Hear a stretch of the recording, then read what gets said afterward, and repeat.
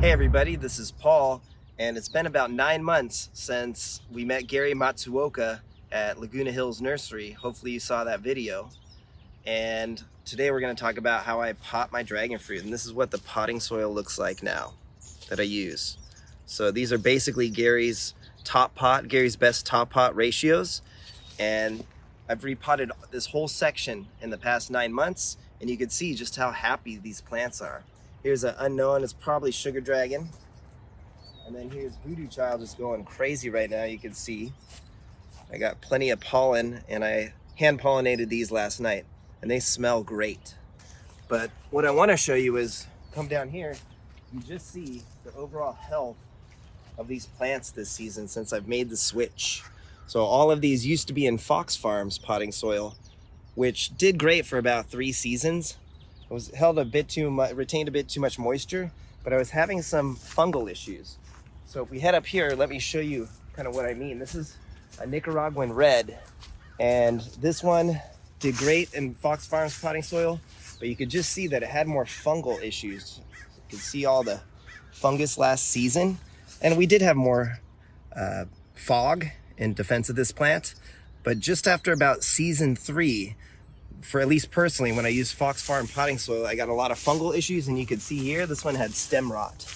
So I just repotted this one. I wish I had done it earlier last season, so it wouldn't have got the stem rot, but luckily this plant's bouncing back. But again, you can see just all the fungal issues it had, and that's something I noticed with some varieties in Fox Farm potting soil. So you're saying that Fox Farm after a few years is no longer viable? Well, I think it just kind of degrades, or it becomes a bit too anaerobic, and I don't think the plants are getting enough oxygen. In addition, I also think as the ground up dead trees, as Gary calls it, it has some bacteria and fungal properties inside the soil.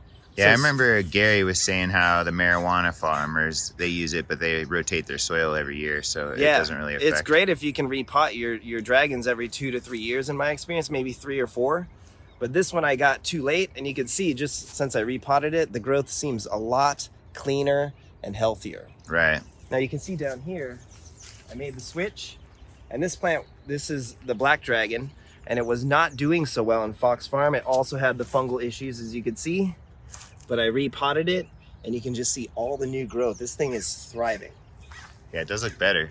It's just a lot cleaner, healthier, and really robust. Now, I'm not bashing Fox Farms. I still enjoy using it, and I just use it as a top dressing now. So let me go show you how I mix the soil that I've repotted all of these dragon's fruit varieties in, and how I fertilize them now. And you can just see the results. I mean, look at how happy these plants are.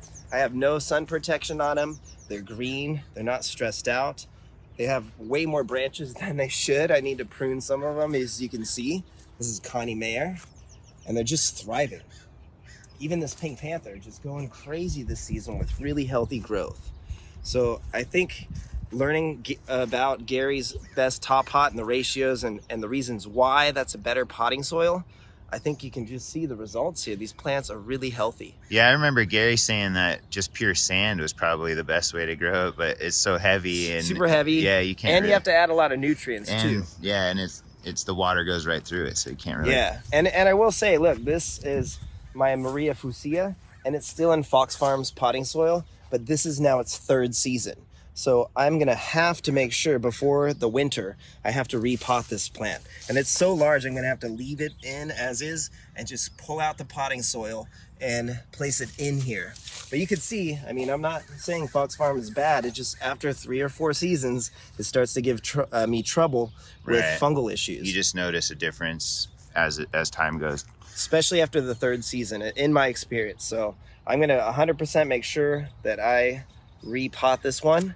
And let me go show you what I mix my potting soil and how I mix my potting soil and what it looks like. So let's go do that now. So if you just have a few pots of dragon fruit, I recommend just buying Gary's Best Top Pot if you can. It's about $20 a bag. So it's much cheaper for me, and you can see how many I've repotted. It's way cheaper for me to make it myself. So this is how I do it. This is what it looks like first. And it's beautiful. So what I do first is I roughly estimate about 30% peat moss. I like the OMRI certified stuff, and I usually put that in the pot first. So Gary's ratios are 35%, if I remember correctly. I do about 30% and replace 5% peat moss with coconut coir. How much is a bag of the peat moss right now? It's about 14 bucks from, I get it at Home Depot or Lowe's. Actually, this one is the Home Depot brand, and I prefer the Lowe's brand. It's a white bag, and it's 3 cubic feet, I believe. So you can get a pretty good amount for not that much. Oh yeah, for 15 bucks you get this huge bag. So I'll just do a quick mix. That's about 30%. Next up, I like to use pumice. And I really like this brand of pumice. So not all pumice is the same, and this is really good stuff. I get it at a local gardening center. It's about 14 bucks a bag. And you could actually go a little heavier on the pumice. Pumice is really good for aeration, and it does not retain too much moisture. So I mix about that much. Then coconut coir, and I make sure I get the chunky stuff that is ready, pH balance 7 and washed, because if you're not careful, it will have a lot of salt content, which you don't want. So it seems like coconut coir is hard to find these days, and I mix about 5% of using this in the mixture. And where do we get our coconut coir? Well, it's been hard to find, so I actually get this on Amazon, and I'll put a link in the description so you can buy it yourself. And some people actually use the coconut coir that is for reptiles, but they wash it out really well. So I don't have time to wash it out. I like to make sure I get the stuff that is ready for plants. And again, it's got to be this chunky stuff, not the real fine stuff you get at Home Depot. That stuff retains way too much moisture. And I like this a lot. I mean, Gary, this is one thing that Gary did not agree with me on using it in the potting soil. He said it's too new, but every time I repot dragon fruit, the roots are just attached to the coconut coir. So I really think it's good stuff. And again, it's just roughly about 5% by volume. And again, I just estimated. I've done this so much that I just eyeball it. Now up next, I like to add perlite, and not all perlite is the same. This is some decent stuff, but different it's really small. Different sizes. Oh, yeah. And so the problem with this one is I like to add a little bit of it. As you can see, it's small, but I'd rather pay a bit more and go to my local hydroponics shop and get the number 3, or they even have number 4, which is even larger. So I try to get the 3 and the 4 whenever I can. Let me just show you the differences. Those are big chunks. You don't want to breathe the dust, by the way. But you can see just the difference. Yeah, that's different. So I prefer the bigger stuff over the really fine stuff. It just kind of turns to a powder over time. So let's see, we did peat moss, we did pumice, we did perlite, we did coconut coir. Up next, sand. Yeah, this is Gary's favorite. Yep. And so I was using a different brand of sand, but a lot of the rare fruit growers recommend using this paving stone paver sand. You gotta make sure it's washed. It is washed, and it's really fine. It's not as fine as other sand. He's got a nice grains to it. So I just throw in 1 bag of sand every time. How many pots does this make? I have no idea. About over 20 gallons, I would say, when I fill this up. But I do this all the time. And last but not least, I add some of this biochar. Where do you get that? Amazon? I've seen it on Amazon or online for cheaper. It's OMRI certified, as you can see. But I got this locally at a soil shop, and it was 45 bucks a bag. So It's pricey.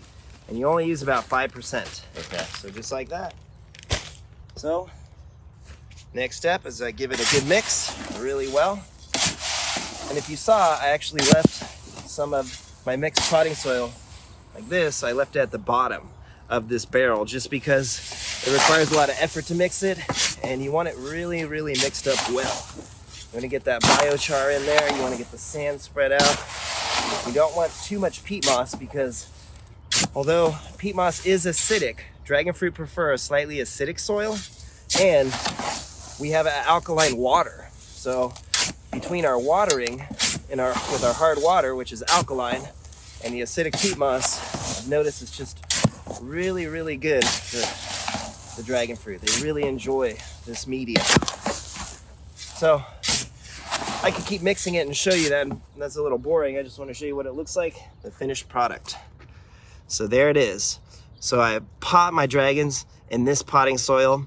It does retain some moisture, but it has plenty of aeration. So you want to get the oxygen to the roots. That's the key. So once we have this once we have a potted dragon, let me show you now how I fertilize it in 2022 and what I've learned about fertilizing. Okay, so this is how I'm fertilizing the dragon fruit now. Honestly, you can just top dress with this. This is Dr. Earth's Flower Girl Bud and Bloom. Hopefully you've seen our video on that we did last season, and it's really, really a great organic OMRI certified fertilizer. So honestly, you could just top dress your dragon fruit with this. But now, this is what I'm doing. I'm actually using Fox Farm, which I believe Gary described it as the Cadillac of potting soil, but it's best for top dressing. So what I'll do is I put a little bit of Fox Farm potting soil into a 5-gallon bucket, and then I mix this Dr. Earth's Flower Girl Bud and Bloom. Yeah, Bud and Bloom was told to us by Leo from Oceanside Dragon Fruit, yes. right? Yeah, you're right. Don't breathe it, but I mix it up really well, about 50-50. And he said he liked to put this on in the spring, right, to make his dragon fruit bloom, right? He did it twice, and the second time was by June, if I remember correctly. Okay. But basically, right when the dragons wake up, I top dress with this, and then again right in June. I'm actually prefer to do like first week of June. I'm a little behind this year, but once it's mixed up about 50-50, this is what it looks like. Okay. And so now here's Paul Thompson's 6S, very important variety, and it needs some extra nutrients. So I just top dress near my drip irrigation. And I'll water it in. And I water it in the same day. So that's more than enough. I usually do about 2 handfuls per pot. And hopefully we'll have some more of these flower buds. As you can see, look at this beautiful missing variety, Paul Thompson 6S. That's gonna open soon. It will. And there's actually another one here. So we want plenty more, and we want this growth here.